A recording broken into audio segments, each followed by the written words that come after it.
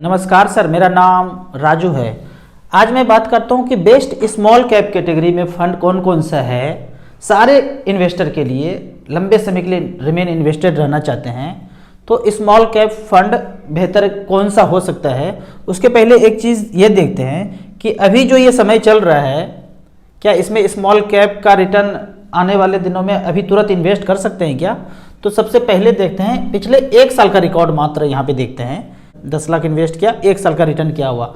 तो सबसे टॉप का जो फंड है निपॉन है और एसबीआई है, 7% 6% का रिटर्न है।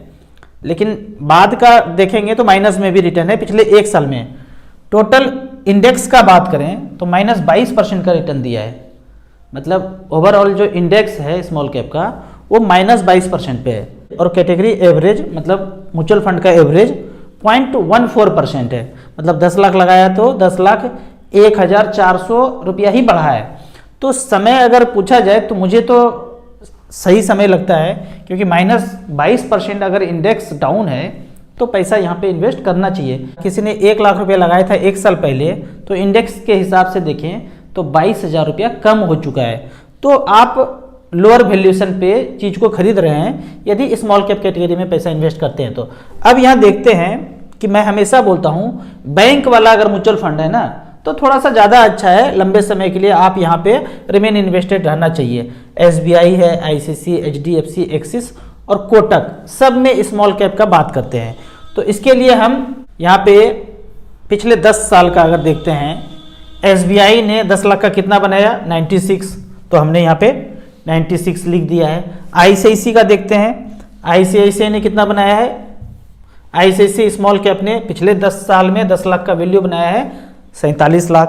तो इस तरह से करके एचडीएफसी का 52 है। एक्सिस पिछले 10 साल में नहीं है तो हमने क्या किया, एक्सिस का 10 साल पूरा ही नहीं हुआ है तो हमने एवरेज ले लिया।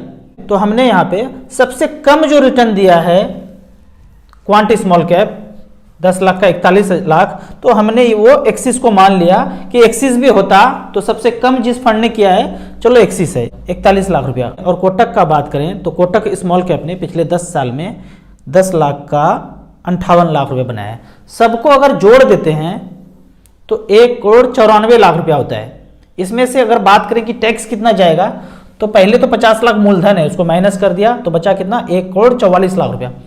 इस 1,44,00,000 में से 1 लाख रुपया टैक्स में छूट है हर साल, कभी भी निकालते हैं तो 1 लाख रुपया छूट है। तो 1 लाख रुपया माइनस कर दिया तो बचा कितना 1,43,00,000 रुपया। इसका 10% होता है 14,30,000 रुपया। इसको जब माइनस करेंगे तो 1,28,00,000 रुपया आपको टैक्स फ्री पैसा आ गया। अब अगर एफडी का बात करें तो 1,28,00,000 रुपया टैक्स फ्री पैसा आपके पास आ गया, जो वाइट है। ये जो पैसा इस तरह का होता है ना तो उसमें शुगर, बीपी, रातों का जो नींद है ना वो चैन का, सुकून का हो जाता है। अब मान लेते हैं कि ये पैसा म्यूचुअल फंड के स्मॉल कैप कैटेगरी में ना इन्वेस्ट करके बैंक के एफडी में किया होता 50 लाख रुपया 10 साल के लिए 8% का मान लेता हूँ कि बैंक एफडी में आपको रिटर्न मिल रहा है, तो 50 लाख रुपया का वैल्यू 10 साल के बाद 8% के रेट से 1,07,94,000 होता है।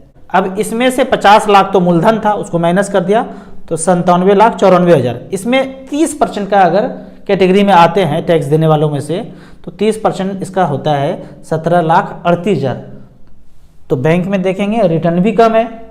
अगर लंबा समय तो 1 साल 2 साल 3 साल टाइम है तो बैंक एफडी ही करना चाहिए, पर आपको पैसे की जरूरत ही नहीं है। 10 साल 15 साल 18 साल 20 साल उस पैसे की जरूरत नहीं है।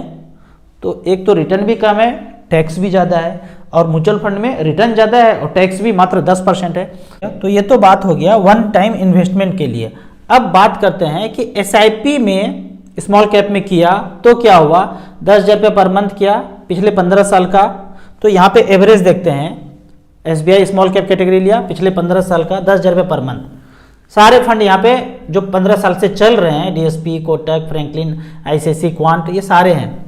तो यहाँ पे पिछले 15 साल 2007 से लेकर 2022 तक 10,000 रुपये पर मंथ जमा किया। तो कितना जमा किया 10,000 रुपये पर मंथ, 12 साल 15 महीना, तो 12 15 18 लाख रुपये आपका जमा हो गया।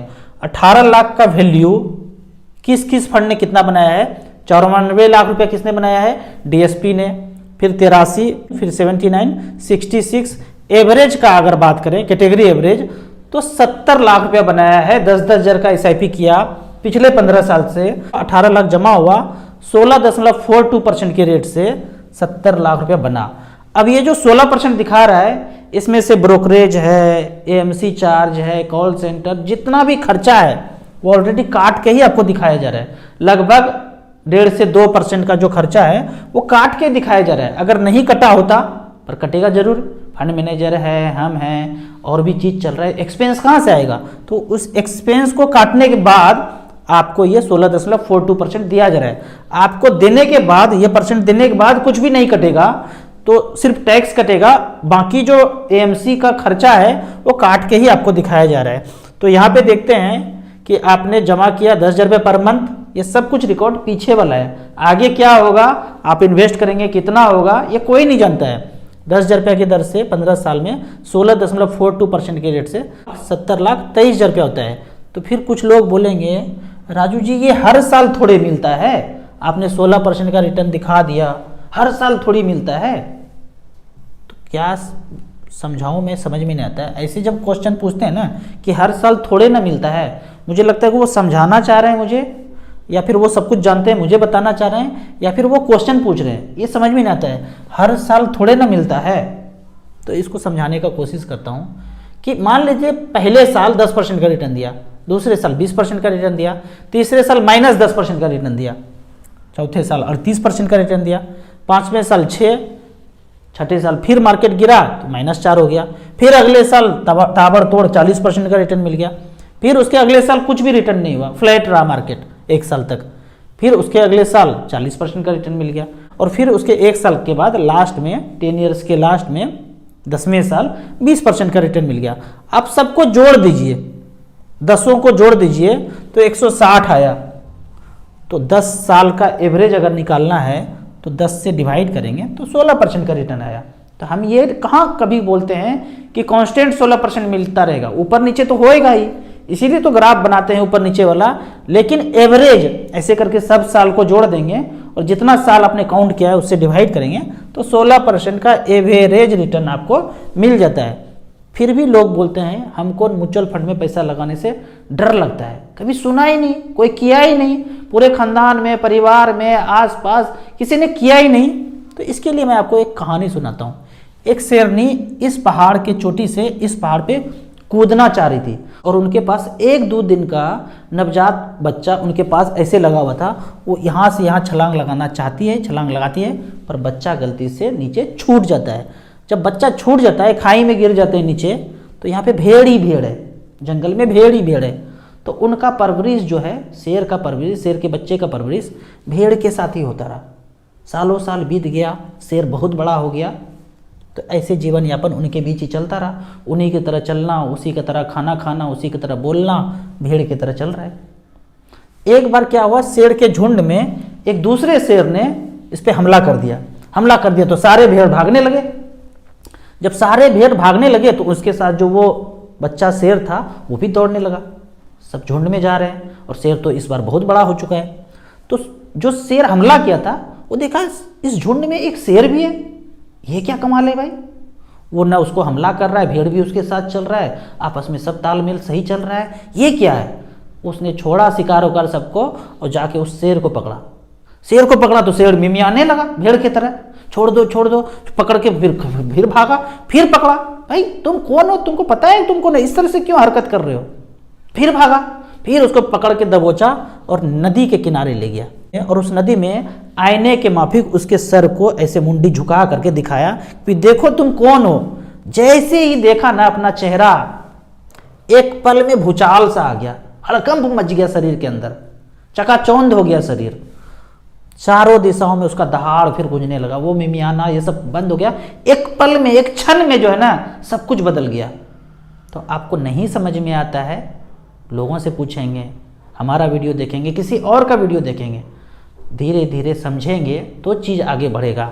नहीं फिर भी समझ में नहीं आता है, मात्र 100 रुपया का शुरू करेंगे, 1 साल 2 साल चलने देंगे, देखेंगे 12 से 15% रिटर्न मिल गया, जो कि FD से 2 गुना है, फिर आगे बढ़ेंगे।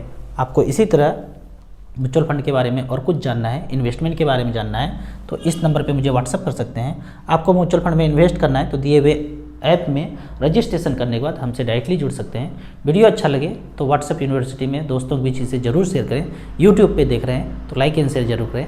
Thank you so much.